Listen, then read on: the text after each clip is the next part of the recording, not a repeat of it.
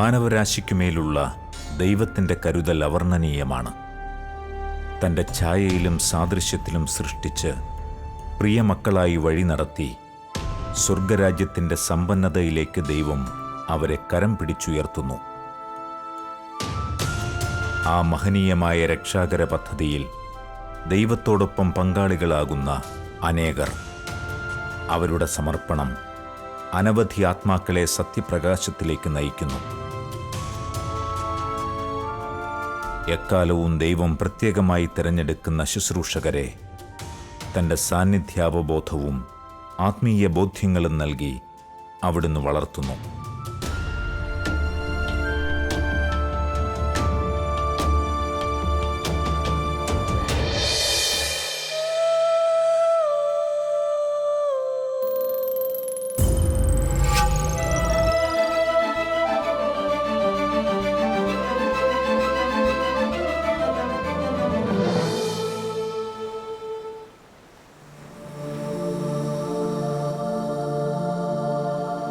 മെത്രാൻ സ്ഥാനത്ത് 1/4 നൂറ്റാണ്ട് തികയ്ക്കുവാനൊരുങ്ങുന്ന പാലക്കാട് രൂപതാധ്യക്ഷൻ അഭിമന്യമാർ ജേക്കബ് മനത്തോടത്ത് പിതാവ് തൻ്റെ വ്യക്തിത്വവും ജീവിതശൈലിയും കൊണ്ട് വ്യത്യസ്തനാണ്. 2 പതിറ്റാണ്ടുകളിലായി പാലക്കാട് രൂപതയുടെ ഇടയനായി തുടരുന്ന അദ്ദേഹം ആ സമൂഹത്തെ ഇന്ന് കാണുന്ന ആത്മീയ ഔന്നത്യത്തിലേക്കും ഭൗതിക വളർച്ചയിലേക്കും നയിക്കുന്നതിൽ നിർണായക പങ്കുവഹിച്ചു. അഭിമന്യ ജേക്കബ് മനത്തോടത്ത് പിതാവിൻ്റെ ജീവിതത്തിൽ നിർണായകമായ ഒരു കാലഘട്ടം തുടങ്ങുന്നത് പൗരോഹിത്യ ജീവിതാരംഭത്തിൽ തന്നെയാണ്. അഭിമന്യ ജോസഫ് പാറേക്കാട്ടിൽ പിതാവിൻ്റെ സെക്രട്ടറിയായി നിയമിതനായ അദ്ദേഹത്തെ ആ കാലത്ത് പാറേക്കാട്ടിൽ പിതാവ് ഏറെ വാത്സല്യത്തോടെയാണ് കൈപിടിച്ച് നടത്തിയത്. കഴിവുറ്റവനെന്ന് അദ്ദേഹം വിലയിരുത്തിയ ആ കൊച്ചച്ഛനെ ദൈവനിയോഗമെന്ന വിധം വലിയ കാര്യങ്ങൾക്ക് പ്രാപ്തനാക്കും വണ്ണം വളർത്തിയെടുക്കുവാൻ പാറേക്കാട്ടിൽ പിതാവ് പ്രത്യേകം ശ്രദ്ധിച്ചിരുന്നു.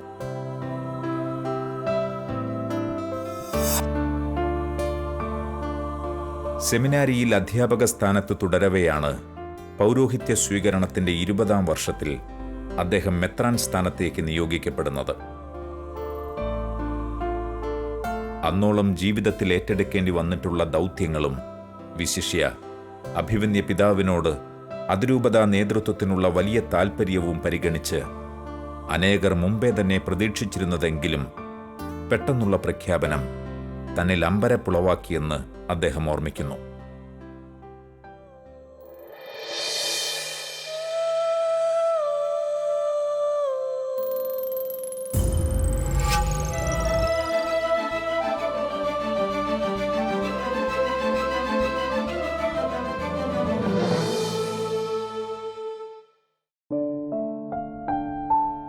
അഭിമന്യ ജേക്കബ് മനത്തോടത്ത് പിതാവിൻ്റെ ശുശ്രൂഷ ജീവിതത്തിലൂടെ സഞ്ചരിച്ചാൽ ദൈവഹിതം അന്വേഷിച്ച് യാത്ര ചെയ്ത ഒരു വിശ്വസ്തൻ്റെ സമർപ്പണമാണ് നമുക്ക് വ്യക്തമാവുക.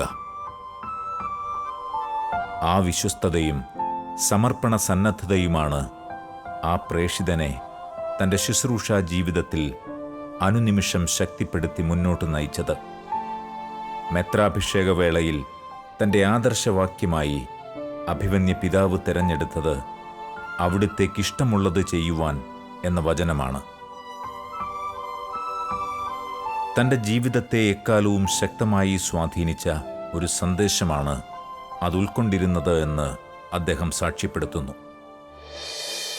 ഞാൻ മെത്രാനായി നിയമിതനായ ദിവസം, വിവരമറിഞ്ഞ ദിവസം ചൊല്ലിയ കുർബാന മധ്യേ വായിക്കപ്പെട്ട സുവിശേഷ ഭാഗം യോഹന്നാൻ്റെ സുവിശേഷം 8-ാം അധ്യായം 22 മുതലുള്ള തിരുവചനങ്ങളായിരുന്നു. അതിൽ 29ാമത്തെ തിരുവചനത്തിൽ ഇപ്രകാരം നമ്മൾ വായിക്കുന്നുണ്ട്: അവിടുന്ന് എന്നെ തനിയെ വിട്ടിരിക്കുകയല്ല, കാരണം ഞാൻ എപ്പോഴും അവിടത്തേക്ക് ഇഷ്ടമുള്ളത് ചെയ്യുന്നു.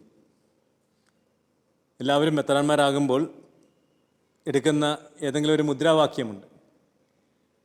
എന്ത് മുദ്രാവാക്യമാണ് ഞാൻ എടുക്കാൻ ആഗ്രഹിക്കുന്നത് എന്ന് എന്നോട് ബന്ധപ്പെട്ടവർ ചോദിച്ചു.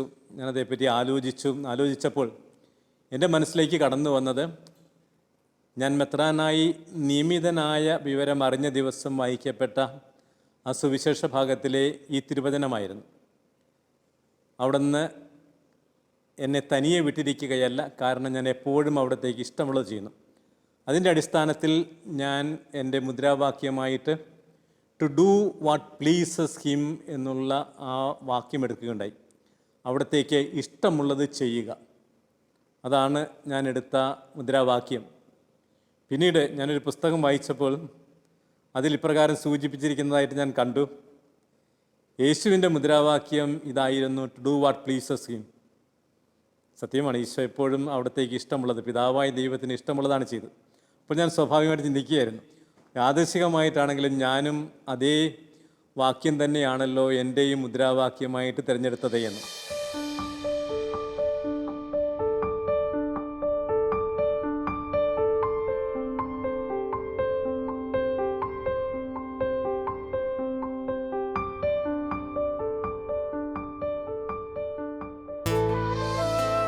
ആയിരത്തി 1992 നവംബർ 28 സീറോ മലബാർ സഭയുടെ major arch bishop Mar Antony Padiyara പിതാവാണ് അഭിവന്യ മനത്തോടത്ത് പിതാവിനെ എറണാകുളം അങ്കമാലി അതിരൂപതയുടെ സഹായ മെത്രാനായി അഭിഷേകം ചെയ്യുന്നത്. തുടർന്നുള്ള നാളുകളിൽ അതിരൂപതയിലെ വൈദികരുടെയും സന്യസ്തരുടെയും ജനങ്ങളുടെയും സ്നേഹവും സഹകരണവും അദ്ദേഹം അനുഭവിച്ചറിഞ്ഞു.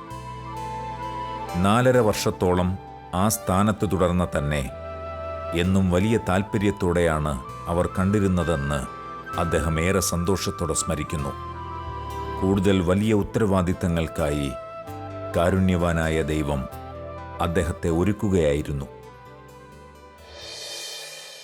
മെത്രാഭിഷേക ശുശ്രൂഷയ്ക്ക് പ്രധാന കാർമ്മികത്വം വഹിച്ചത് അഭിവന്യ ആന്റണി പടിയറ പിതാവ് തന്നെയായിരുന്നു.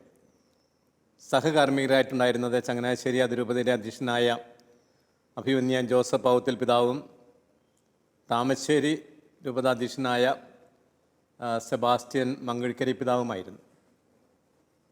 വലിയൊരു ജനാവലി അന്നത്തെ തിരുക്കർമ്മത്തിൽ സംബന്ധിച്ചത് ഞാൻ ഓർമ്മിക്കുകയാണ്. ഞാൻ സഹായമെത്രാനായി നിയമിതനായതിൽ അച്ഛന്മാർക്കും സിസ്റ്റേഴ്സിനും ജനങ്ങൾക്കും വളരെയേറെ സന്തോഷം ഉള്ളതായിട്ട് എനിക്ക് തോന്നുകയുണ്ടായി. കാരണം അഭിവന്യ പടിയറ പിതാവിന് ശാരീരികമായിട്ട് ചില ബുദ്ധിമുട്ടുകളൊക്കെ ഉണ്ടായിരുന്നു. അദ്ദേഹത്തിനൊരു സഹായിയുടെ ആവശ്യമുണ്ടായിരുന്നു. എന്നാണ് അദ്ദേഹത്തിനൊരു സഹായിയെ കിട്ടുക എന്നതിനെപ്പറ്റിയുള്ള ചിന്തയായിരുന്നു എല്ലാവർക്കും ഉണ്ടായിരുന്നു. ഒരു സഹായിയെ എല്ലാവരും പ്രതീക്ഷിച്ചു കൊണ്ടിരുന്ന അവസരത്തിലാണ് എന്നെ പരിശുദ്ധ പിതാവ് പടിയറ പിതാവിൻ്റെ സഹായമെത്രാനായിട്ട് നിയമിച്ചത്. അതുകൊണ്ട് തന്നെ അവിടെ പ്രതീക്ഷകൾ പൂവണിഞ്ഞതിൻ്റെ ആ ഒരു സന്തോഷം, പടിയറ പിതാവിനെ സംബന്ധിച്ചിടത്തോളം അദ്ദേഹത്തിനൊരു സഹായിയെ കിട്ടിയതിലുള്ള സന്തോഷം, അങ്ങനെ എല്ലാവർക്കും വളരെയേറെ സന്തോഷമായിരുന്നു. വലിയ പ്രതീക്ഷകളോടുകൂടിയാണ് എല്ലാവരും എന്നെ സഹായമെത്രാനായിട്ട് സ്വീകരിച്ചത്. ആ പ്രതീക്ഷകൾക്കനുസരിച്ച് ഉയർന്ന് പ്രവർത്തിക്കണം എന്നുള്ള ആഗ്രഹത്തോടു കൂടി തന്നെയാണ് ഞാൻ ആ ശുശ്രൂഷ ഏറ്റെടുത്തത്.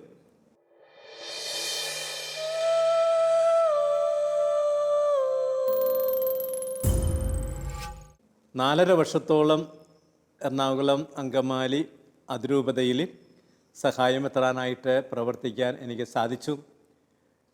എല്ലാവരുടെയും ആത്മാർത്ഥമായ സഹകരണം എനിക്ക് ലഭിച്ചു എന്നത് ഈ അവസരത്തിൽ പ്രത്യേകം ഞാൻ എടുത്തു പറയുകയാണ്. ഈ ചുരുങ്ങിയ കാലം കൊണ്ട് എല്ലാ ഇടവകളും ഞാൻ സന്ദർശിച്ചു. എല്ലാ ഇടവകളിലും വിശുദ്ധ കുർബാന അർപ്പിക്കുന്നതിനും ഇടവാങ്ങളെ കണ്ട് സംസാരിക്കുന്നതിനുമായിട്ട് പോകാൻ എനിക്ക് സാധിച്ചു. ദൈവാനുഗ്രഹത്താൽ അത് ആ ചുരുങ്ങിയ കാലം കൊണ്ട് സാധിച്ചു എന്നുള്ളതാണ് സത്യം. എല്ലായിടത്തും എനിക്ക് എല്ലാവരുടെയും ഭാഗത്തും നല്ല സഹകരണം കിട്ടി. ഒരു ബുദ്ധിമുട്ടും എനിക്കുണ്ടായില്ല. ഞാനൊരു പ്രായം കുറഞ്ഞ ഒരു സഹായമെത്രാൻ, വലിയ അജപാലന പരിചയമില്ലാത്ത ഒരു വ്യക്തി, ഇതൊക്കെ ആയിരുന്നിട്ട് പോലും എല്ലാവരും സഹായമെത്രാനടുത്ത ആ ഒരു സഹകരണം എനിക്ക് നൽകി. അതിൻ്റെ നല്ല ഓർമ്മകളാണ് എനിക്ക് ഈ അവസരത്തിൽ പങ്കുവയ്ക്കാനായിട്ടുള്ളത്. പ്രത്യേകിച്ച് അച്ഛന്മാരുടെ ഭാഗത്തു നിന്ന് എന്നെക്കാളൊക്കെ എത്രയോ പ്രഗത്ഭരായിട്ടുള്ള സീനിയേഴ്സായിട്ടുള്ള വൈദികരാണ് എറണാകുളം അങ്കമാലി അതിരൂപതയിലുള്ളത്. പക്ഷെ എല്ലാവരും എനിക്ക് നല്ല സഹകരണം നൽകി. എല്ലാവർക്കും എറണാകുളം അങ്കമാലി അതിരൂപതയിലെ വൈദികരുടെ വിധേയത്വം അത് എല്ലാവരും എടുത്തു പറയുന്നൊരു കാര്യമാണ്. അധികാരികളുള്ള വിധേയത്വം അത് ഞാനും അവിടെ അനുഭവിച്ചറിഞ്ഞു. ഞാൻ ഈ ഒരു അധികാര സ്ഥാനത്തേക്ക് വളരെ ചെറുപ്പത്തിൽ വന്ന വ്യക്തിയാണെങ്കിലും അതൊന്നും അവർ പരിഗണിക്കാതെ അവരുടെ സഹായം എത്താനായിട്ട് കണ്ടുകൊണ്ട് അവരെക്കൊണ്ട് സാധിക്കുന്ന വിധത്തിലുള്ള അതിൻ്റെ പരമാവധി സഹകരണം അവർ എനിക്ക് നൽകുകയുണ്ടായി.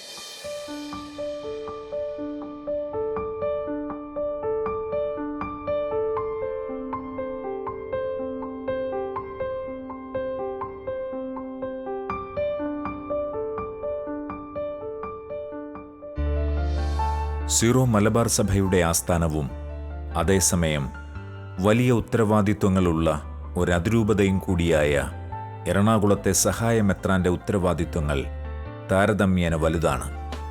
ഒരു ചെറിയ രൂപതയുടെ മെത്രാനിൽ നിക്ഷിപ്തമായിരിക്കുന്നതോ അതിലുമേറെയോ വലിയ കാര്യങ്ങൾ അദ്ദേഹത്തിൽ ഭരമേൽപ്പിക്കപ്പെട്ടേക്കാം. അത്തരമൊരു സ്ഥാനത്തേക്ക് കടന്നെത്തിയ അഭിമന്യ മനത്തോടത്ത് പിതാവ് ഏവരുടെയും അംഗീകാരം പിടിച്ചുപറ്റിയത് വളരെ പെട്ടെന്നായിരുന്നു. ആ ചുരുങ്ങിയ കാലഘട്ടത്തിനുമപ്പുറം കൂടുതൽ വിശാലമായ ഒരു പ്രവർത്തന മേഖല അദ്ദേഹത്തിനായി ഒരുക്കപ്പെട്ടുകൊണ്ടുവരുന്നു. എറണാകുളം സഹായമെത്രാനായിരിക്കവേ നടന്ന അതിരൂപതയുടെ ശതാബ്ദി ആഘോഷങ്ങളെക്കുറിച്ച് അദ്ദേഹം സ്മരിക്കുന്നു. എറണാകുളം അങ്കമാലി അതിരൂപതയുടെ സഹായമെത്രാനായിട്ട് ഞാൻ നിയമിക്കപ്പെട്ടതോടുകൂടി അതിരൂപതയുടെ വികാരി ജനറലായിട്ടും പടിയറ പിതാവ് എന്നെ നിയമിച്ചു. പിന്നെ ഞാൻ സഹായമെത്രാനായിരുന്നു, വികാരി ജനറലുമായിരുന്നു. അതുകൊണ്ട് തന്നെ ഭരണപരമായ കാര്യങ്ങളിൽ പിതാവിനോട് ഏറ്റവും അടുത്ത് പ്രവർത്തിക്കുന്ന ആ ഒരു വ്യക്തിയായിട്ട് ഞാൻ മാറി. അന്ന് എൻ്റെ കൂടെ ഉണ്ടായിരുന്ന അച്ഛന്മാർ, കൂരിയയിലെ അച്ഛന്മാർ, അവരുടെ ഭാഗത്തുനിന്ന് ആൻ്റണി പയ്യപ്പള്ളി അച്ഛനെ ഞാൻ ഓർക്കുകയാണ്. അതുപോലെ തന്നെ അദ്ദേഹത്തിൻ്റെ കൂടെ ഉണ്ടായിരുന്ന മറ്റച്ഛന്മാരെ എല്ലാവരെയും ഞാൻ ഈ അവസരത്തിൽ ഓർമ്മിക്കുകയാണ്. എല്ലാവരുടെ ഭാഗത്തും നല്ല സഹകരണം എനിക്ക് ലഭിക്കുകയുണ്ടായി. അങ്ങനെ സന്തോഷത്തോടു കൂടി ഞാൻ അവിടെ 4.5 വർഷം ചിലവഴിച്ചു. ആ അവസരത്തിലാണ് എറണാകുളം അങ്കമാലി അതിരൂപതയുടെ ശതാബ്ദി ആഘോഷം നടത്തപ്പെട്ടത്. 1996 100 വർഷം അതിരൂപത പൂർത്തിയാക്കിയതിൻ്റെ സന്തോഷം വളരെയേറെ ഡിഗ്നിറ്ററീസ്, അതായത് റോമിൽ നിന്നും മറ്റ് സ്ഥലങ്ങളിൽ നിന്നൊക്കെയുള്ള കർദിനാൾമാരും പ്രഗത്ഭരായ വിശിഷ്ടാതിഥികളൊക്കെ പങ്കെടുത്ത ഒരു സമ്മേളനമായിരുന്നു. CBCI മീറ്റിംഗ് ആ അവസരത്തിൽ തന്നെയാണ് ട്രിവാൻഡ്രത്ത് നടത്തപ്പെട്ടത്. അപ്പോൾ CBCI മീറ്റിങ്ങിൽ സംബന്ധിക്കേണ്ട മെത്രാന്മാരും ആ മീറ്റിങ്ങിൽ സംബന്ധിക്കുന്നതിന് വേണ്ടി പോകുന്ന വഴിക്ക് എറണാകുളത്ത് വന്ന് ഈ ശതാബ്ദി ആഘോഷത്തിൽ സംബന്ധിച്ചതിൻ്റെ ഫലമായിട്ട് ഏതാണ്ട് 90ഓളം മെത്രാന്മാർ അന്നത്തെ ആ ശതാബ്ദി ആഘോഷത്തിൽ സംബന്ധിച്ചു. ഏതാനും കർദിനാളന്മാരും പാത്രിയാർക്കീസുമാരും ഒക്കെ സംബന്ധിച്ചത് ഓർമ്മിക്കുക. ആഘോഷ പരിപാടികൾ വളരെ വിജയകരമായിട്ട് വളരെ പ്രശംസാർഹമായ വിധത്തിൽ നടത്തപ്പെടുന്നതിന് നേതൃത്വം കൊടുക്കാൻ എനിക്ക് സാധിച്ചത്.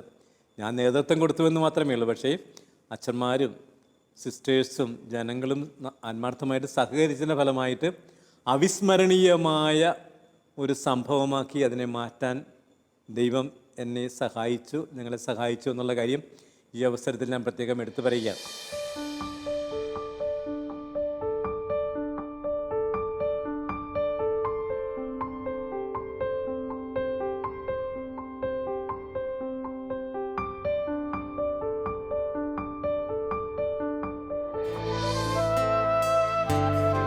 എറണാകുളം അതിരൂപതയുടെ ശതാബ്ദി ആഘോഷങ്ങൾ നടന്ന ആ നാടുകളിൽ തന്നെയാണ് അഭിമന്യ ജേക്കബ് മനത്തോടത്ത് പിതാവ് തൻ്റെ പുതിയ പ്രേക്ഷിത ഭൂമിയായ പാലക്കാട് രൂപതയിലേക്ക് നിയോഗിക്കപ്പെടുന്നത്. അത്തരമൊരു നിയോഗം തന്നിൽ ഏൽപ്പിക്കപ്പെടുന്നതിന് മുന്നോടിയായി സംഭവിച്ച കൗതുകകരമായ ചില അനുഭവങ്ങൾ അദ്ദേഹം സ്മരിക്കുന്നു. വലുതും ചെറുതുമായ കാര്യങ്ങളിൽ ആ ജീവിതത്തിൽ സാന്നിധ്യമറിയിച്ചിരുന്ന സജീവനായ ദൈവത്തെക്കുറിച്ചുള്ള വലിയ സാക്ഷ്യം കൂടിയാണ് ഈ വാക്കുകൾ. 96 അവസാനത്തോടു കൂടിയാണ് ഞാൻ പാലക്കാട് രൂപതയുടെ മെത്രാനായിട്ട് നിയമിതനാകുന്നത്. അന്ന് പാലക്കാട് രൂപതയ്ക്ക് മെത്രാനില്ലായിരുന്നു. അഭിമന്യ ജോസഫ് ഇരുമ്പൻ പിതാവ് റിട്ടയർ ചെയ്ത് കഴിഞ്ഞപ്പോൾ 2 വർഷത്തേക്ക് അവിടെ ഒരു അഡ്മിനിസ്ട്രേറ്ററായിട്ട് ജോസഫ് വെളിയത്തിൽ അച്ഛൻ നിയമിതനായി. അദ്ദേഹം അഡ്മിനിസ്ട്രേറ്ററായിട്ട് രൂപതയെ നയിച്ചുകൊണ്ടിരിക്കുകയായിരുന്നു. പക്ഷെ എത്രയും വേഗം ഒരു മെത്രാൻ അവിടെ നിയമിതനാകണമെന്ന് എല്ലാവരും ആഗ്രഹിച്ചു. കാരണം 2 വർഷത്തോളമൊക്കെ മെത്രാൻ ഇല്ലാതെ ഒരു രൂപത മുൻപോട്ട് പോകുമ്പോൾ അതിൻ്റേതായിട്ടുള്ള ബുദ്ധിമുട്ടുകളൊക്കെ ഉണ്ടാവുക സ്വാഭാവികമാണ്. ആ ബുദ്ധിമുട്ടുകൾ പാലക്കാട് രൂപതയിലും ഉണ്ടായിരുന്നു. അതുകൊണ്ട് തന്നെ റിട്ടയർ ചെയ്ത ഇരുമ്പൻ പിതാവിന് വളരെ പ്രയാസമായിരുന്നു രൂപത ഇങ്ങനെ ഒഴിഞ്ഞു കിടക്കുന്നത് കണ്ടിട്ട്. പിതാവും വളരെയേറെ ആഗ്രഹിച്ചു ഇത്രയും വേഗത്തിൽ ആരെങ്കിലും ഇവിടെ മെത്രാനായിട്ട് നിയമിതനാകണമെന്ന്. ആ അവസരത്തിലാണ് ഈ ജൂബിലി ആഘോഷം ശതാബ്ദി ആഘോഷം നടത്തപ്പെട്ടത്.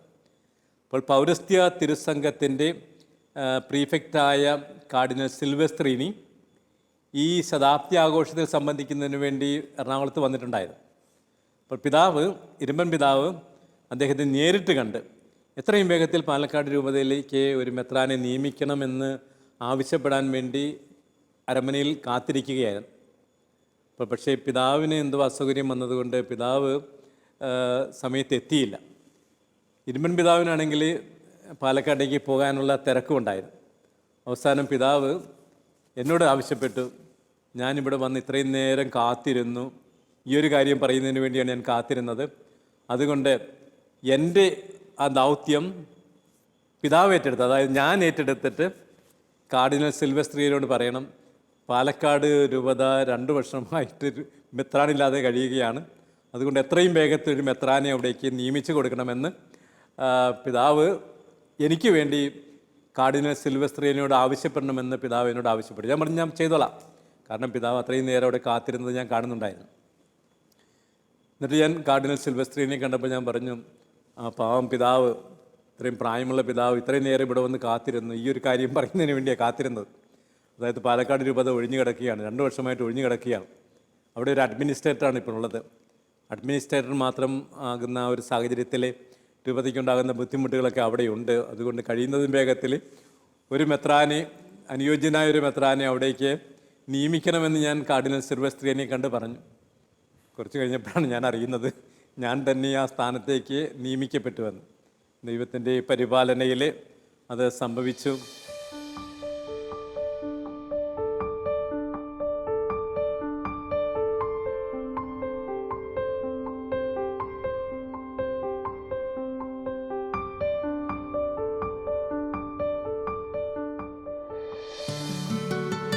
അഭിവന്യ മനത്തോടത്ത് പിതാവ് പാലക്കാട് രൂപതയുടെ 2ാമത്തെ അധ്യക്ഷനായി നിയുക്തനായ വാർത്ത സകലരും, വിശിഷ്യ പാലക്കാട് നിവാസികളും ഏറെ സന്തോഷത്തോടെയാണ് ശ്രവിച്ചത്.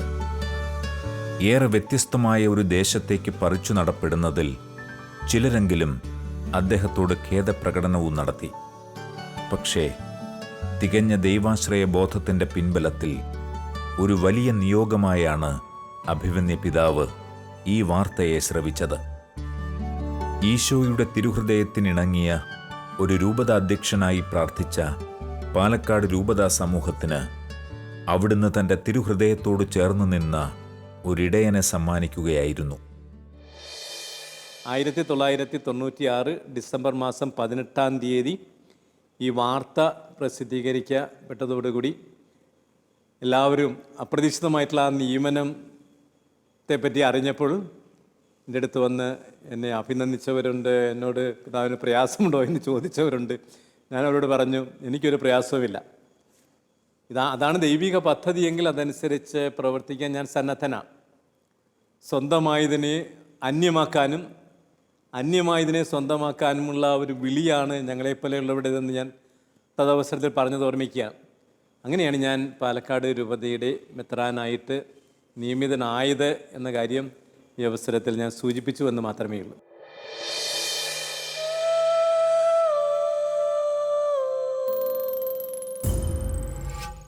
ചുമതല ഞാൻ ഏറ്റെടുക്കുന്നത് 1997 ഫെബ്രുവരി മാസം 1-ാം തീയതി ആയിരുന്നു. അത് 2 മാസം കഴിഞ്ഞതിന് ശേഷമാണ് ഞാൻ ചുമതല ഏറ്റെടുക്കുന്നത്.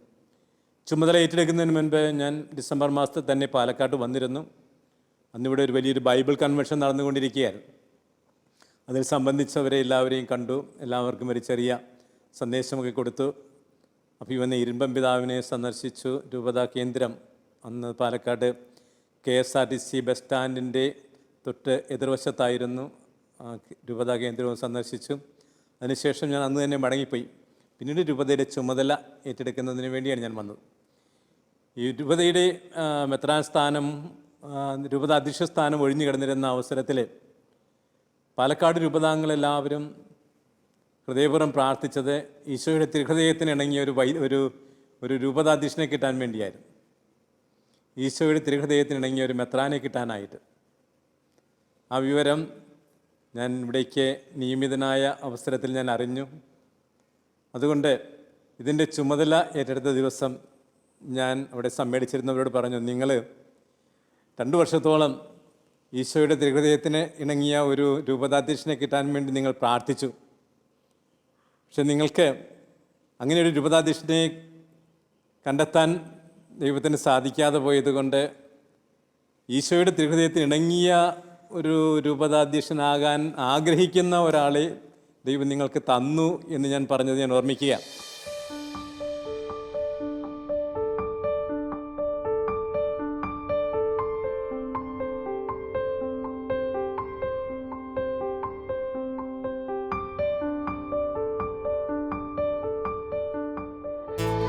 അനേകം വൈദിക മേലധ്യക്ഷന്മാരുടെയും വൈദികരുടെയും സന്യസ്തരുടെയും വലിയൊരു വിശ്വാസി സമൂഹത്തിൻ്റെയും സാന്നിധ്യത്തിലാണ് 1996 നവംബർ 1 അഭിമന്യ മനത്തോടത്ത് പിതാവ് പാലക്കാട് രൂപതയുടെ മെത്രാനായി ചുമതല ഏറ്റെടുക്കുന്നത്. പാലക്കാട് രൂപതയുടെ ആദ്യ മെത്രാൻ മാർ ജോസഫ് ഇരുമ്പൻ പിതാവിൻ്റെ പിൻഗാമിയായിരുന്നു അദ്ദേഹം.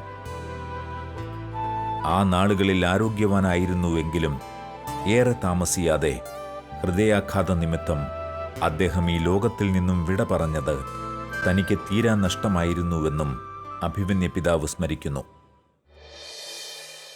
പാലക്കാട് രൂപതയുടെ ചുമതല ഞാൻ ഏറ്റെടുത്തത് 1997 ഫെബ്രുവരി മാസം 1 ആയിരുന്നു എന്ന് ഞാൻ സൂചിപ്പിക്കുകയുണ്ടായി. പിറ്റേ ദിവസം മാതാവിൻ്റെ സമർപ്പണത്തിൻ്റെ തിരുനാളാണ്. ഞാൻ ആ ചുമതല ഏറ്റെടുത്ത ദിവസം തലേ ദിവസം ഞാൻ പറഞ്ഞു, ഞാൻ ഈ ദിവസം ചുമതല ഏറ്റെടുക്കുകയാണ്.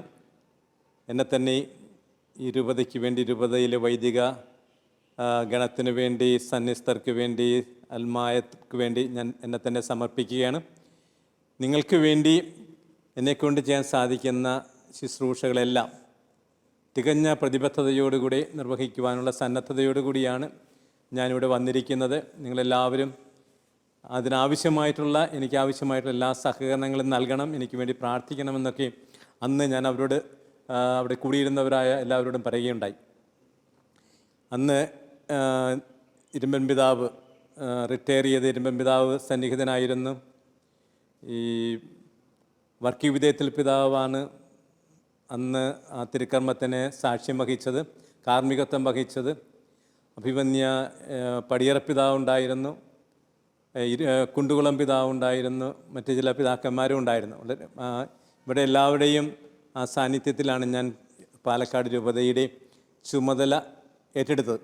ഞാൻ ചുമതല ഏറ്റെടുത്ത് അധികം മാസങ്ങൾ കഴിയുന്നതിന് മുൻപ് തന്നെ ഫെബ്രുവരിയിലാണ് ഞാൻ ചുമതല ഏറ്റെടുത്തത്.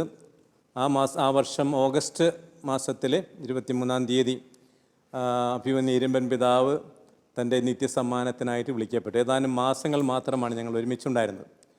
പിതാവ് ദീർഘകാലം, കുറച്ചു നാളും കൂടിയെങ്കിലും ഇവിടെ ഉണ്ടായിരുന്നെങ്കിലെന്ന് ഞാൻ വളരെയേറെ ആഗ്രഹിച്ചു. കാരണം പിതാവിന് ഒത്തിരി കാര്യങ്ങൾ എനിക്ക് ചോദിച്ച് മനസ്സിലാക്കേണ്ടതായിട്ടുണ്ടായിരുന്നു. പിതാവ് ഉണ്ടായിരുന്നെങ്കിൽ പിതാവിനെ കൂടെ കണ്ട കാര്യങ്ങളെല്ലാം മനസ്സിലാക്കാനും അതുപോലെ തന്നെ അതിൻ്റെ അടിസ്ഥാനത്തിലൊക്കെ പ്രവർത്തിക്കാനും ഒക്കെ എനിക്ക് സാധിക്കുമായിരുന്നു. പക്ഷെ ആ വലിയൊരു സഹായമാണ് പിതാവിൻ്റെ ആകസ്മികമായ വേർപാട് മൂലം എനിക്ക് നഷ്ടപ്പെട്ടത്. പിതാവ് ഹൃദയസ്തംഭനം മൂലമാണ് പിതാവ് നിര്യാതനായത്. പെട്ടെന്നാണ് പിതാവിന് ഹൃദയസ്തംഭനം ഉണ്ടായത്. അതിനുശേഷം അധികം സമയം കഴിയുന്നതിന് മുൻപ് തന്നെ പിതാവ് ഇഹലോകവാസം വിടുകയാണ് ചെയ്തത്.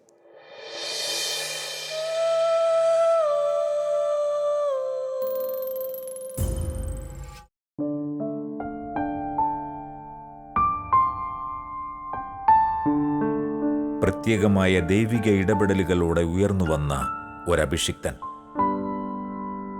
അദ്ദേഹത്തിൻ്റെ പാതകളിൽ ജ്വലിച്ചു നിൽക്കുന്നത് കാരുണ്യവാനായ നല്ല ദൈവത്തിൻ്റെ സ്നേഹസ്പർശമാണ്.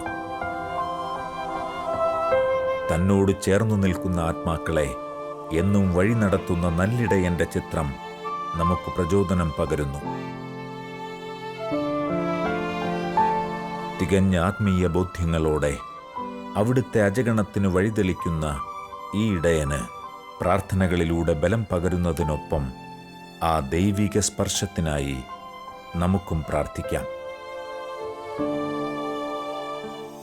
ജനസംഖ്യ വെച്ച്, അതായത് അല്ലെങ്കിൽ വിശ്വാസികളുടെ എണ്ണം വെച്ച് നോക്കിയാൽ ചെറിയൊരു രൂപതയാണ്.